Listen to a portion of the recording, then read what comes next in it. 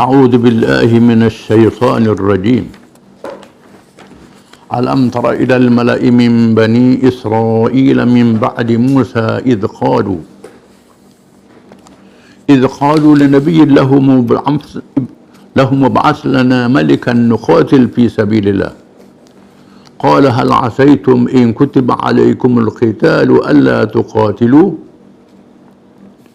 قالوا وما لنا ألا نقاتل في سبيل الله وقد أخرجنا من ديارنا وأبنائنا فلما كتب عليهم القتال تولوا إلا قليلا منهم والله عليم بالظالمين وقال لهم نبيهم إن الله قد بعث لكم طالوت ملكا قالوا أنى يكون له الملك علينا ونحن أحق بالملك منه ولم يؤت سعة من المال قال إن الله اصطفاه عليكم وزاده بسطة في العلم والجسم والله يؤتي ملكه من يشاء والله واسع عليم وقال لهم نبيهم إن آية ملكه أن يأتيكم التابوت فيه سكينة من ربكم وبقية مما ترك آل موسى وآل هارون تحمله الملائكة إن في ذلك لآية لكم إن كنتم مؤمنين.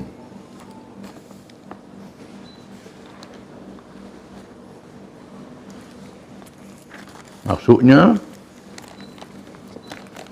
tidakkah engkau ketahui wahai Muhammad sallallahu alaihi wasallam tentang kisah ketua-ketua dari Bani Israel sudah wafatnya Nabi Musa alaihi salam, iaitu ketika mereka berkata kepada seorang nabi mereka, lantikkanlah seorang raja untuk kami supaya kami boleh berperang bersama-sama dengannya pada jalan Allah.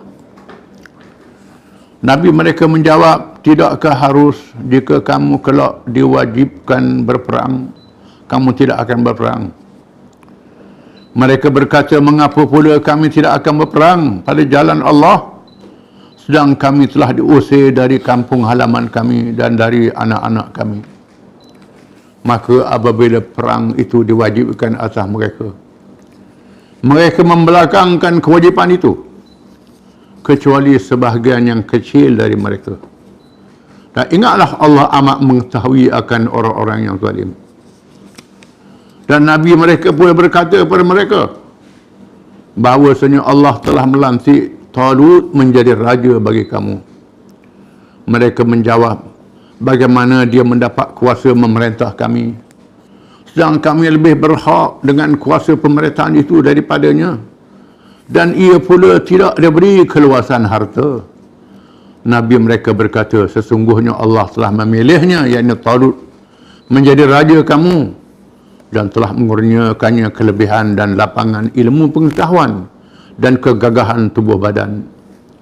Dan ingatlah Allah jugalah yang memberikan kuasa pemerintahan kepada sesiapa yang dikehendakinya, dan Allah amat luas rahmatnya dan pengurniaannya, lagi meliputi ilmunya.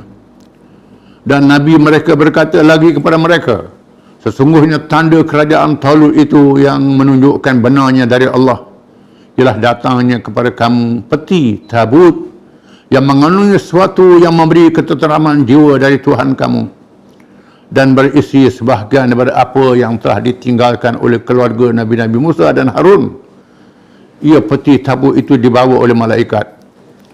Sesungguhnya peristiwa kembalinya tabut itu mengandungi suatu tanda keterangan bagi kamu, jika betul kamu orang-orang yang beriman.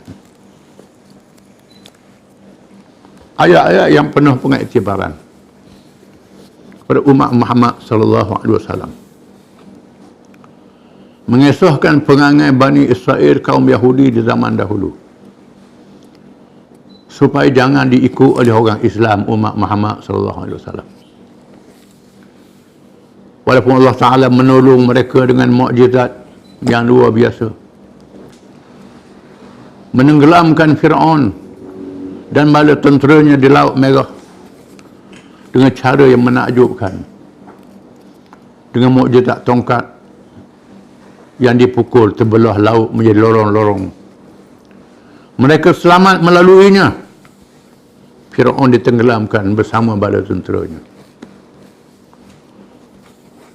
Allah Ta'ala tugaskan mereka berjihad, silih berganti. Pada masa Nabi Musa, Allah Ta'ala suruh mereka masuk ke Palestin dengan jihad. Palestin, negeri yang dibuka oleh Nabi Ibrahim AS yang mereka bangga. Masuklah ke Palestin, tapi dengan berjihad. Di Palestin ada kaum Jabbarin, satu kaum yang besar tubuh badannya. Allah Ta'ala nak uji mereka, percaya pada Allah atau tidak. Walaupun besar tubuh badan, Allah Ta'ala lebih maha berkuasa. Mereka tak mau pergi, takut. Izhab anta rabbaka faqatila inna hahuna qa'idun. Wahai Musa, pergi kamu dengan Tuhan kamu. Kami tak mau duduk di sini. Nabi Musa sangat sedih bermunajat kepada Allah Ta'ala. Segelintir saja yang sama Nabi Musa. Allah Ta'ala sesakkan mereka selama 40 tahun. 40 tahun sesak berpusing di tempat yang sama. Di semenanjung Sinai pada hari ini. 40 tahun berpusing, tak jumpa jalan. Sehingga mati generasi yang hidup pada masa awal itu. Lepas 40 tahun, lahir orang muda yang jadi tua, dan anak-anak jadi orang muda. Disambung oleh Yusha' bin Nun alaihi salam dengan semangat jihad dan ikhlas pada Allah Ta'ala, mereka boleh masuk ke Palestin dengan berbagai ujian. Ada yang berjaya, ada yang gagal. Setelah mereka masuk ke Palestin dan berjaya memerintah Palestin dengan kitab Taurat, tiba-tiba mereka meninggalkan kitab Taurat, tak beramal dengan hukum Allah Ta'ala. Lalu Allah Ta'ala mengajar mereka. Diserang oleh musuh, dihalau dari Palestin, hidup merempat di padang pasir dalam keadaan yang sangat menyedihkan. Seorang ulama mengatakan 1000 tahun. Mereka selama 1000 tahun. Mengikut riwayatnya, tak ada Nabi melainkan seorang perempuan dari keturunan Nabi. Perempuan itu mengandung, suaminya mati, zuriat Nabi. Mereka jaga perempuan itu dengan harapan supaya lahir daripada seorang Nabi dan Rasul yang memimpin mereka. Mereka jaga, akhirnya perempuan melahirkan anak lelaki. Allah Ta'ala lantik jadi Nabi. Ada ulama mengatakan Nabi ini ialah Nabi Syamun. Ada ulama kata nama Syamwil. Syamwil. Ada ulama kata nama lain, itu khilaf. Yang pentingnya Nabi. Quran menyebut dia Nabi. Sama ada Syamun, Syamwil, itu nama saja, khilaf nama saja. Lahirlah seorang Nabi dilantik oleh Allah Ta'ala yang mengajar mereka akan kitab Taurat, kitab Allah Ta'ala. Masa itu belum muncul Nabi Daud lagi. Nabi Daud dah ada, tapi masih belum tahu, masih muda lagi. Nabi Syamun yang mendahului ini. Mereka tahu ini Nabi mereka, hidup dalam buangan. Tuhan mengesahkan, alam ta'dal mala'i min bani Israel min ba'di Musa idh qalu nabiy lahum ib'ats lana malikan nuqatil fi sabilillah. Adakah kamu tidak tahu, wahai Muhammad, akan satu kisah tentang pemimpin Bani Israel selepas Musa alaihi salam? Mereka berkata kepada Nabi mereka, Nabi Syamun atau Samuel, ataupun nama yang lain, khilaf kalangan ulama Bani Israel. Ib'ats lana malikan, sila lantik seorang raja kepada kami. Dia Nabi ni jadi tok lebah je, tak layak dipimpin. Banyak perangai kita lah, jadi tok lebah je, tok imam sembahyang layak lah. Mitok Nabi tu lantik lah, mu tak layak. Lantiklah kepada kami seorang raja untuk memimpin kami. Nuqatil fi sabilillah, kami sanggup berperang pada jalan Allah. Kalau ada seorang raja yang boleh memimpin kami, kami bersedia untuk berperang. Sabil menegakkan agama Allah, menegakkan kitab Taurat.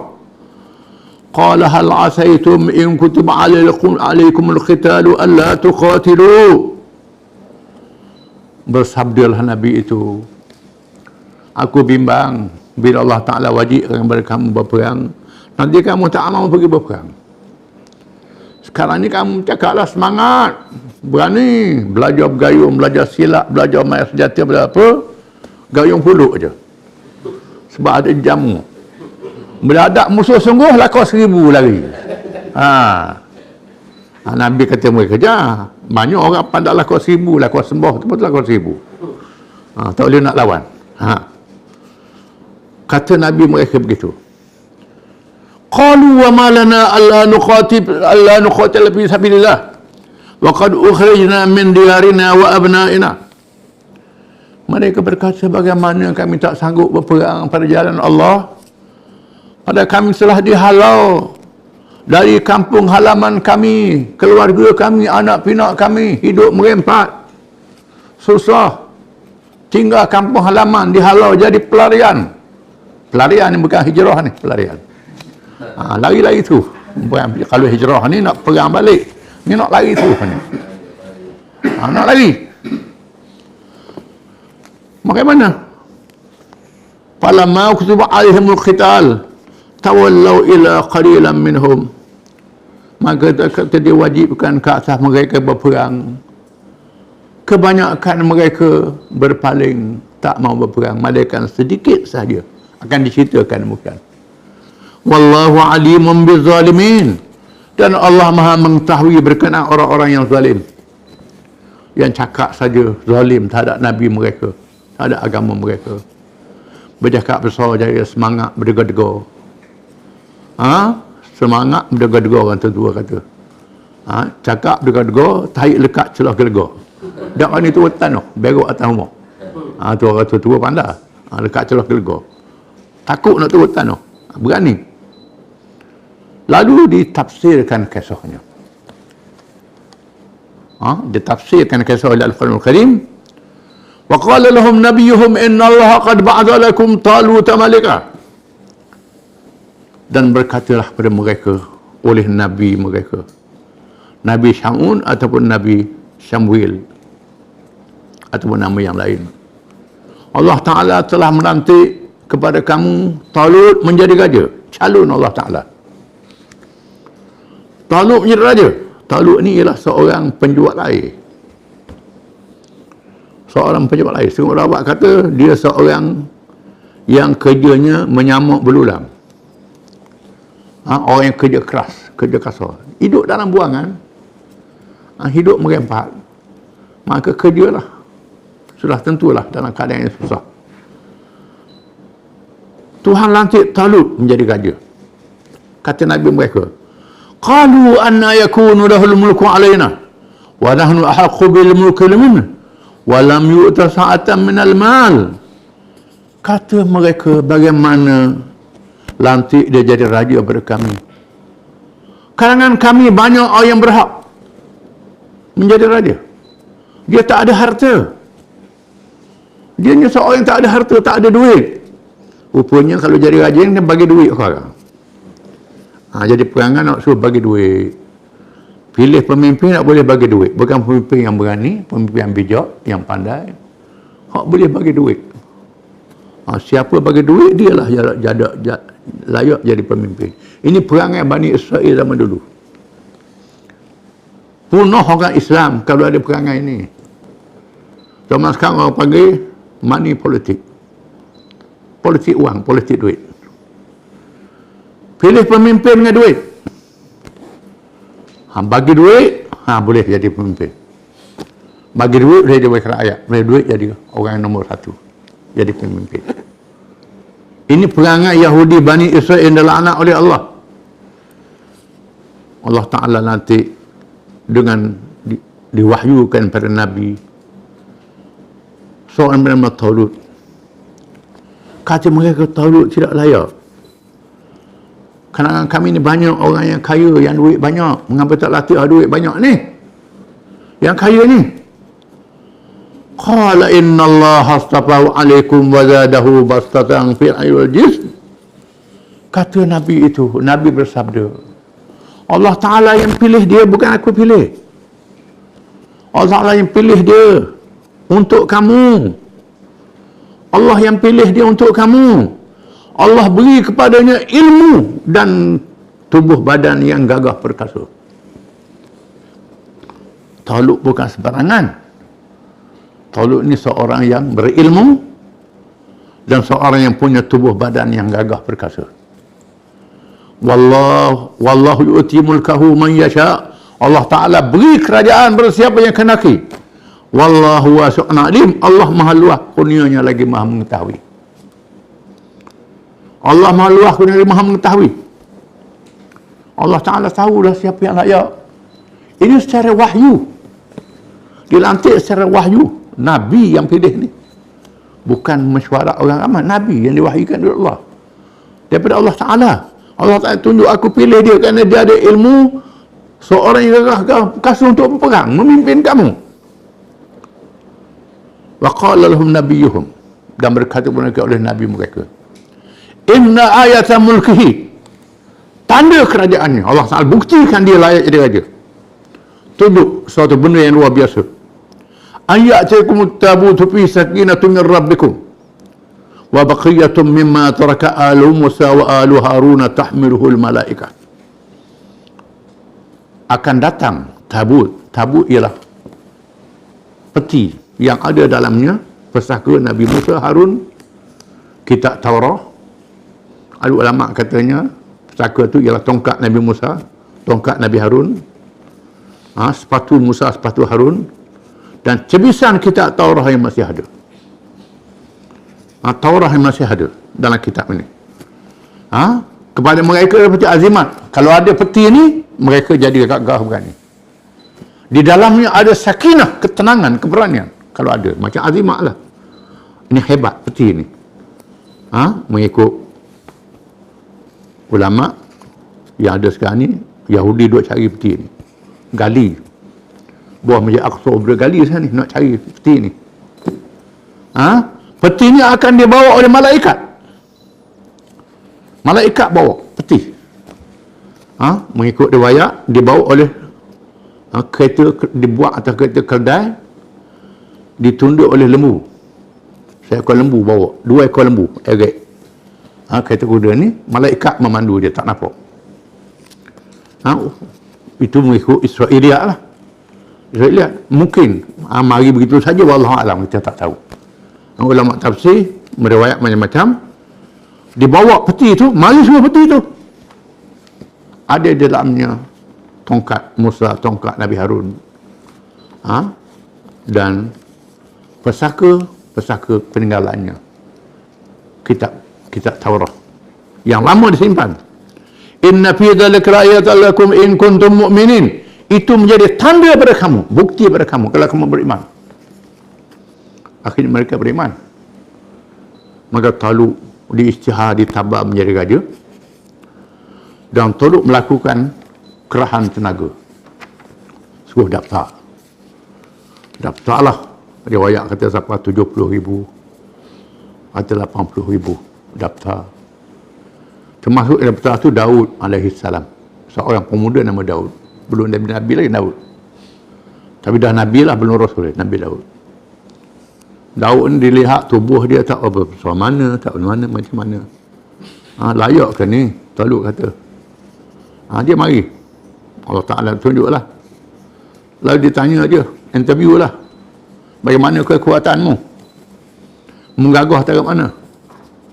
Daud kata, saya kerja jaga kambing. Kalau singa mari nak takak kambing saya pegang mulut, saya tarik adu. Satu riwayat kata. Saya sayap 2. Saya pegang singa, pegang mulut, saya sayap 2. Nabi Daud kata. Memanglah dalam mukjizat Nabi Daud ni melembutkan besi. Akan disebut dalam ayat yang kemudian. Dengar begini, orang muda ni hebat ni. Kita akan baca kisahnya kemudian. Wallahu a'lam.